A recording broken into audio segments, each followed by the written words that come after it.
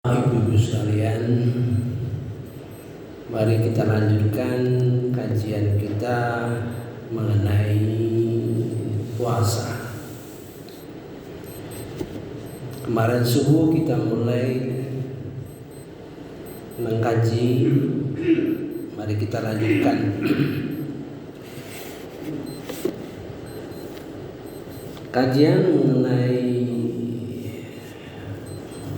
puasa ini. Kemarin kita telah sampaikan beberapa ayat yang berkenaan dengan puasa, dan satu-satunya ayat yang menyinggung puasa di surah Al-Baqarah 183 187. Dan puasa ini merupakan ibadah yang berkelanjutan. Tiap tahun ada siklus kita ibadah puasa. Jadi kita kemarin mempelajari pokok-pokoknya saja. Bagaimana tujuan daripada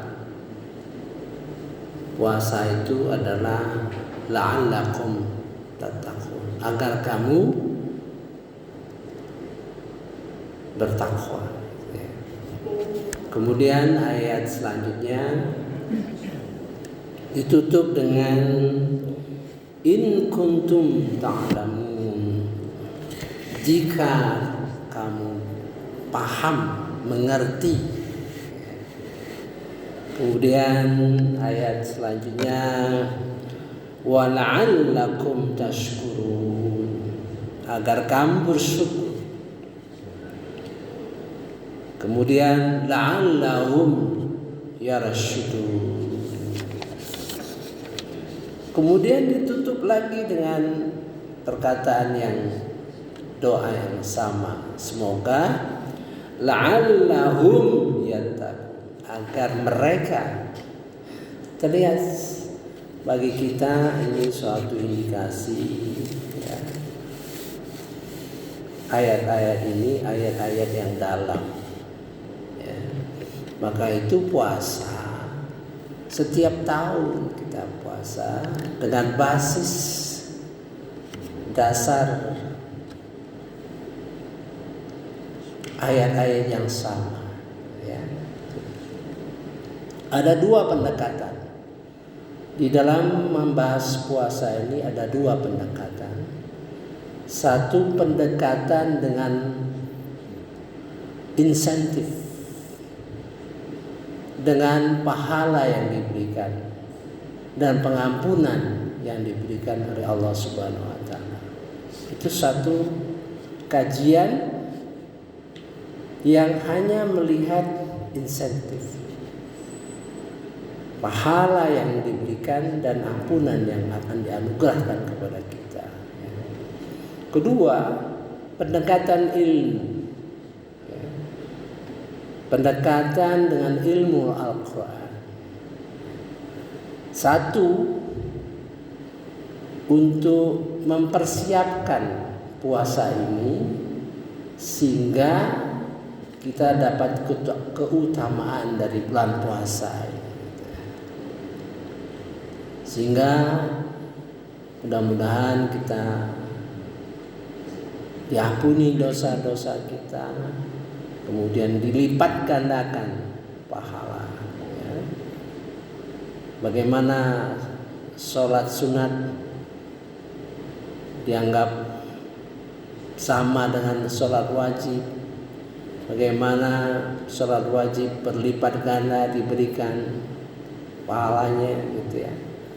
Sholat taraweh, baca Quran dan sebagainya, gitu. Insentif, karena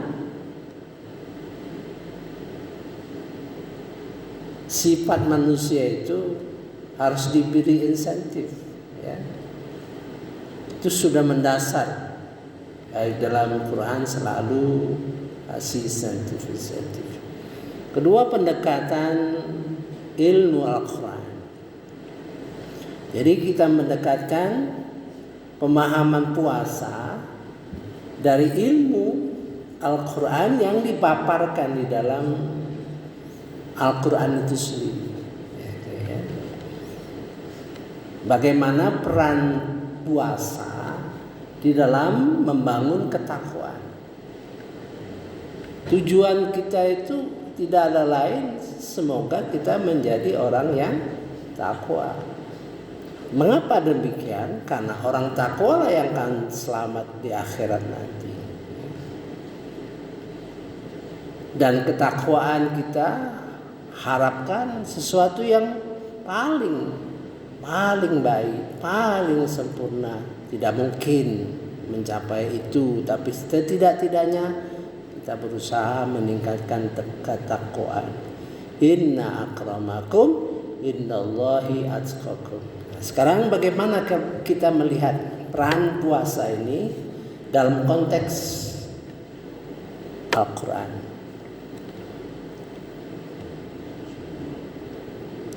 Orang takwa itu paling tidak ada 3 pilar.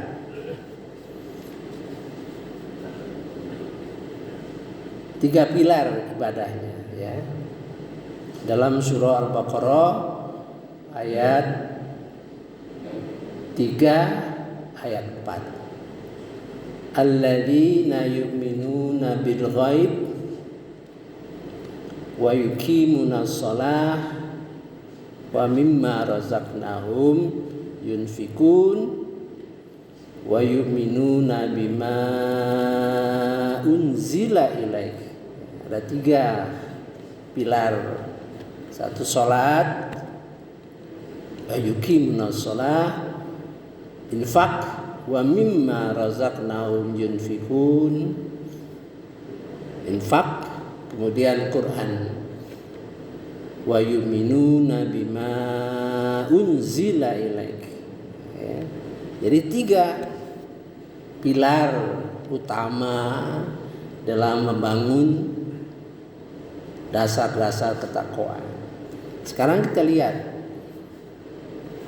di dalam puasa ini, ya, apakah dia akan menegaskan kembali, meningkatkan kembali apa-apa yang dikabarkan dalam surah Al-Baqarah. Mari kita lihat. A'udzubillahi minasyaitonirrajim. Bismillahirrahmanirrahim.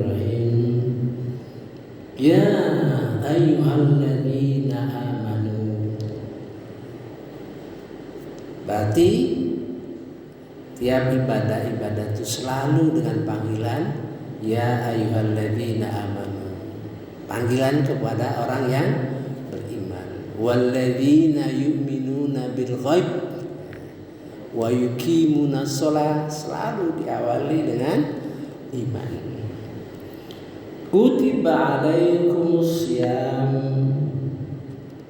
diwajibkan atas kamu berpuasa. Langsung ini bahasa yang langsung. Jadi siapa yang diajak bicara itu adalah kalian, kita, dan Allah bicara langsung, ya, kepada kita, ya. Jadi cara kita membaca Al-Quran itu perhatikan perubahan-perubahan itu. Kepada siapa dia bicara, ya? Apakah langsung, apakah tidak langsung, apakah melalui pesan melalui Nabi Muhammad SAW, apakah pesan-pesan merupakan sindiran, merupakan pesan-pesan mengancam, ya, bukan pesan-pesan melalui bahasa-bahasa yang halus. Itu yang perlu kita rasakan sehingga kita percaya bahwa Allah tuh ngomong dengan kita, gitu ya.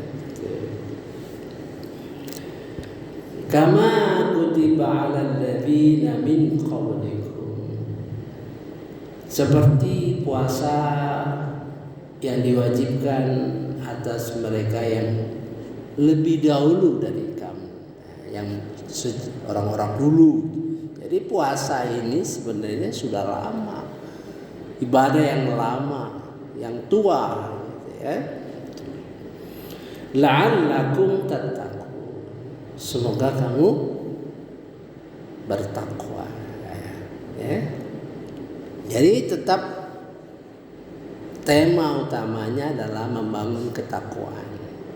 Di sini tugas-tugas puasa ini bersifat pribadi, menyangkut jiwa, ya, dalam rangka menguatkan jiwa, ya. Mari kita lihat, karena ketakwaan itu 3 pilar. Maka terlihat dalam ayat yang ke 185 gitu. A'udzubillahi minasyaitonirrajim. Bismillahirrahmanirrahim. Syahrul Ramadan alladzi unzila fihi al-Qur'an. Bulan Ramadan itu bulan apa? Kita selalu mengatakan bulan puasa, tapi Al-Quran mengatakan bulan yang diturunkan padanya Al-Quran, ya. Ini merupakan pesan bahwa di dalam bulan Ramadan ini mari kita tingkatkan membaca Al-Quran, mengkaji Al-Quran, ya, memahami Al-Quran, ya. Pagi, siang, malam.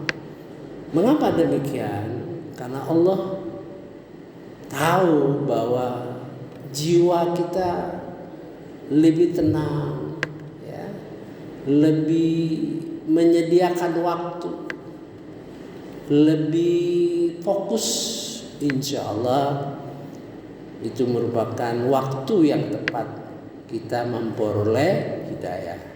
Jadi kalau tadi bersifat umum, wa yu'minuna bima unzila ilaika, di sini menyangkut dimensi waktu, ya, Quran. Kemudian dilanjutkan lagi, hudal linnas, petunjuk bagi manusia. Petunjuk manusia artinya petunjuk siapapun, ya. Orang beriman, orang tidak beriman, orang kafir, orang segala macam orang, baik yang bertujuan memang mau membaca Al-Quran untuk mempelajari Al-Quran, maupun kelompok-kelompok yang ingin menjatuhkan Al-Quran, ya. Banyak contohnya di mana orang-orang yang tadinya tidak beriman jadi mualaf, orang-orang yang tadinya memusuhi Islam menjadi pembela Islam setelah mereka beriman kepada Allah Subhanahu wa taala, ya. Banyak contoh, ya. Contoh yang paling monumental, contoh yang paling penuh dengan ilmu, ada masuknya Profesor Dr. Maurice Bucaille dari Prancis, ya. Dia meneliti mayat Fir'aun. Sisi lain yang kita pahami, maka bulan puasa ini adalah bulan yang paling dirasakan hudal linnas. Bagaimana Al-Quran itu bisa sampai kepada orang-orang yang bukan Islam? Ini pesan bahwa dakwah Al-Quran kepada kelompok-kelompok yang baik, tidak ada maksud apa-apa, merupakan kesempatan dakwah. Maka kita perhatikan di Eropa, di Amerika, ini saatnya betul-betul menggembirakan bagi kelompok-kelompok, bagi saudara-saudara kita ingin mendakwakan Al-Quran. Ya. Sekarang lanjutannya, wa bayyinatin minal huda wal furqan. Ini bayangkan nih, ada tiga kata yang sama sebetulnya. Bayan, ya, al-bayan, al-huda, al-furqan. Itu artinya Quran semua. Jadi saya sudah sampaikan bahwa Al-Quran itu banyak sinonimnya, sehingga dari sinonim itu kita bisa mendeteksi, bisa memahami apa maksud ayat itu. Kalau Al-Quran memunculkan nuron, artinya di dalam ayat itu tingkat levelnya tingkat nur. Kalau ruhan, ayatnya bertingkat ruh. Ayatun, tingkat kebesaran. Sekarang bayyinati minal huda, penjelasan kepada huda wal furqan. Saya baru betul-betul mengerti ini ayat ini ya, setelah saya mempelajari, setelah saya mendengar bahwa Profesor Horace Bokil itu masuk Islam karena dia meneliti. Jadi pemerintah Prancis mengharapkan pemerintah Mesir untuk mengirimkan mayat Fir'aun ke Prancis. Akan diterbangkanlah mayat Fir'aun itu ke Prancis. Pakai paspor itu, rupanya pakai paspor. Mayat diterbangkan pakai paspor. Ya. Sampai di Prancis diteliti. Timnya diketuai Profesor Maurice Bokil. Di dalam penelitian itu Maurice Bokil dan teman-teman melihat bahwa ada garam di dalam jasadnya Fir'aun. Ya. Mereka sepakat untuk merahasiakan ini kepada kaum muslimin. Tapi Maurice Bokil dia penasaran. Dia tidak seperti itu maksudnya. Dan dia punya teman di Mesir. Ya.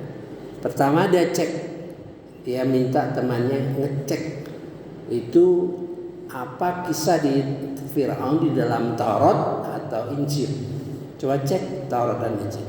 Temannya mengatakan ada berita mengenai Fir'aun tenggelam. Ya. Kemudian Maurice Bokil terbang ke Mesir menemui temannya. Ya. Dia menceritakan kepada temannya bahwa di dalam mayat Fir'aun itu ada garam. Terus temannya itu merespons. Dia tunjukkan ayat dalam surah Yunus ayat 92. Ditunjukkannya dan dibacakan. A'udzubillahi minasyaitonirrajim. Bismillahirrahmanirrahim.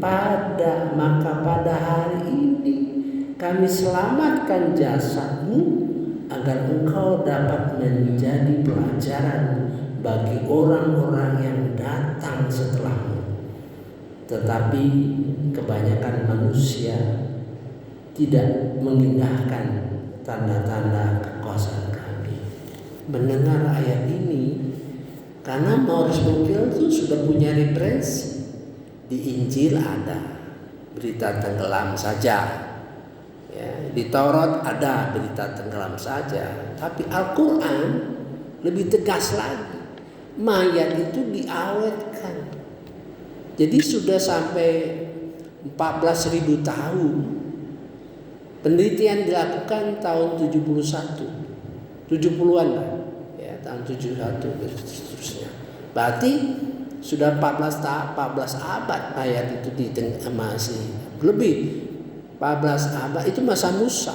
Artinya 2500 tahun Musa ke Isa, kemudian Isa ke Muhammad, sekarang 14 tahun, sudah 4000 tahun.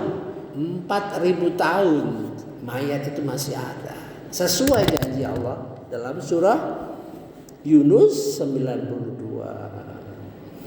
Fal yauma nunajjika, langsung bicara kepada Fir'aun ya. Allah tuh langsung bicara kepada Fir'aun.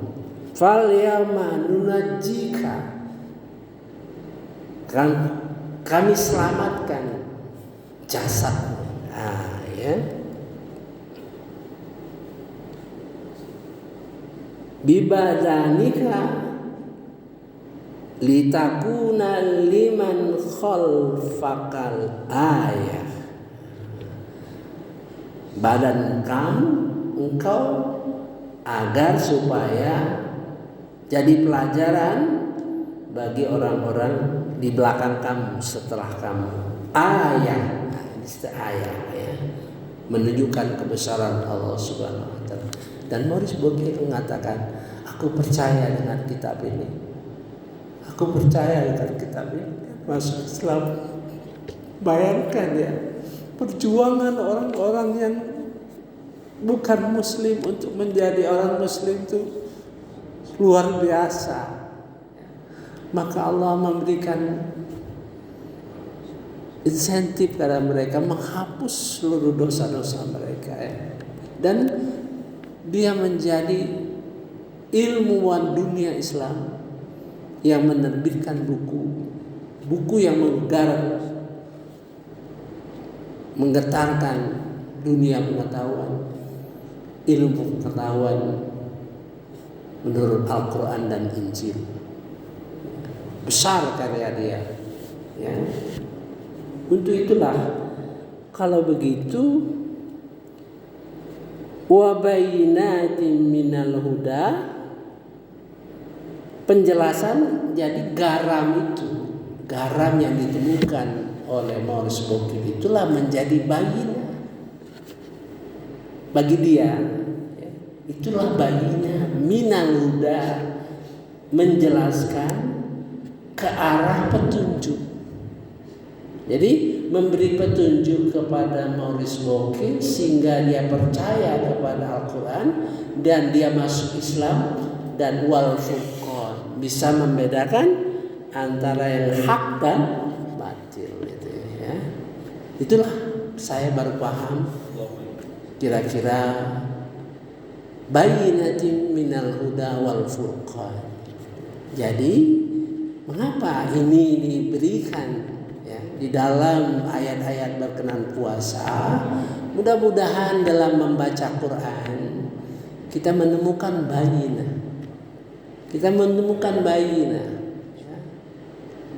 sehingga menambah keyakinan kita, ketekunan kita untuk membaca Quran. Saya kira cukup ya. Mari kita lanjutkan pada subuh-subuh yang akan datang. Subhanakallahumma wa bihamdika asyhadu an la ilaha illa anta astaghfiruka wa atubu ilaik. Wallahu a'lam. Wassalamualaikum warahmatullahi wabarakatuh.